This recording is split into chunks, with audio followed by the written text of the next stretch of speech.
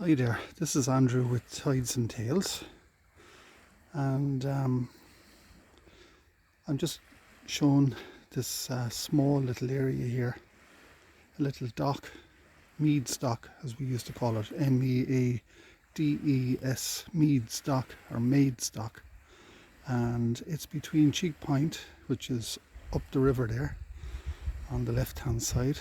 This is quay coming down, probably notice the shore, Orion's shore, or the strand, and across is Wexford, and that's Buttermilk Castle there, where the Cistercians had the tower house that protected the fishing weirs. And we go down along the Wexford shore there, Ballahack, Arthurstown and Duncannon, and then onto the Waterford side, Passage East, and then up the shoreline here to Meades Dock.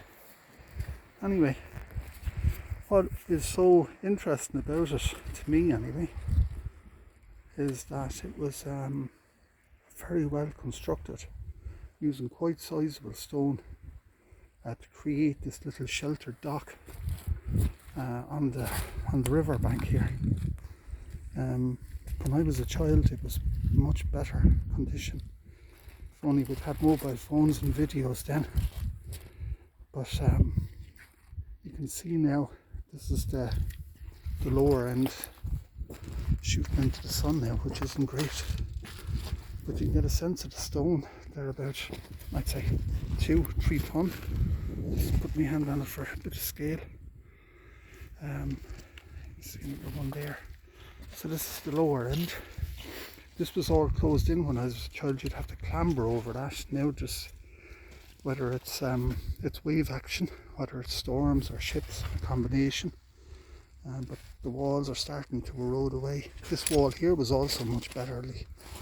It was much better in terms of its build-up, and you can get a sense here of the straight line of it and where parts of it have fallen in. So you had quite a sizable sheltered area here that a boat could be pulled in. It's very deep water here, just the channel. You can see the gas buoy outside. Well, it used to be the gas buoy. You can see so the ships would come up on this side. So it's deep water outside. You can see how sharply the fall off is. And then if we just go down here, you can see again the bank of the wall holding it together. But you can see this area here where a boat could get access in. Only a small boat, a punt or a prong, maybe a small yawl back in the day. And you can still see in the ground here, it falls away. Now all this stone, I assume, has just been moved over the years. It probably hasn't been used. I know it was the 1840s that there was a mention of it in the newspapers, or the 1830s. During the time of the Ware Wars, when the cotmen came down from New Ross and Carrick and points in between to pull down the Scotch wares, that it was mentioned at that point in the papers that there was a man named Meade, I think it was Meath was used in the papers, and he had a ware off of here. So obviously working from that, if I had the boat I could show you the old access road, but it's going up there and up into Coolbunny, comes out just on the Hurtle Road. You can still see the track of it from out on the river, if you know what you're looking for. Anyway, so you have the access point here, but also interestingly over here there seems to be another area. So you can see there's a build up there, but down here there's also a clear area. What is it? It's about 10 yards square, like built up. You can see very clearly how it's built up over here, and you get a sense of it here, I think, in terms of the build up. But you have a nice little spot here for I don't know, would you take in a boat? Would you keep nets in it? Well, you wouldn't, because But anyway, it was cleared and it was made tidy for some particular purpose. Maybe there was a sandy bottom on it and you could just leave a boat ground on it. Obviously it's all to do with the tide and the weather. So as we're looking up there now, we're looking northeasterly, easterly, southeasterly, southerly and southwesterly. I'm sure somebody will tell me I'm wrong, but that's my orientation of it anyway. So it would have had shelter for certain winds, particularly westerlies. But it would be quite an open spot, so you'd have to be choosy about when you'd be able to leave a boat out here. But anyway, it's very clearly laid out on the shoreline here. And maybe it had another purpose entirely.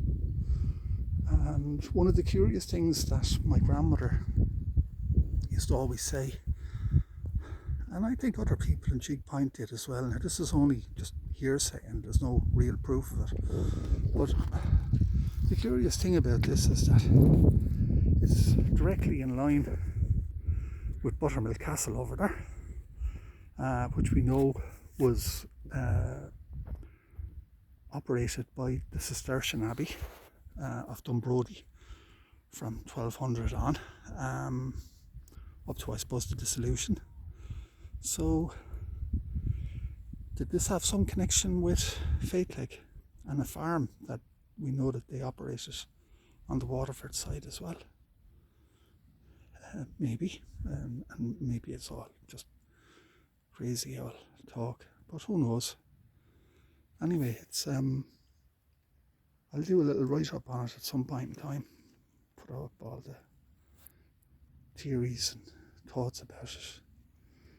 On a day like today, you could easily see why a boat would ground there and would be perfectly safe and protected. The tide is just coming to low water there now, I think. That stroke is coming right in there, and I think it'll happen now in a little while as the tide is going to start making up. But anyway, that's Meades Dock on the Waterford shoreline between Cheek Point and Passage East. And it's long forgotten now, and as I said to you, when I was a child, it was just the space was here. I never remember a fishing boat being kept in it or anything else like that.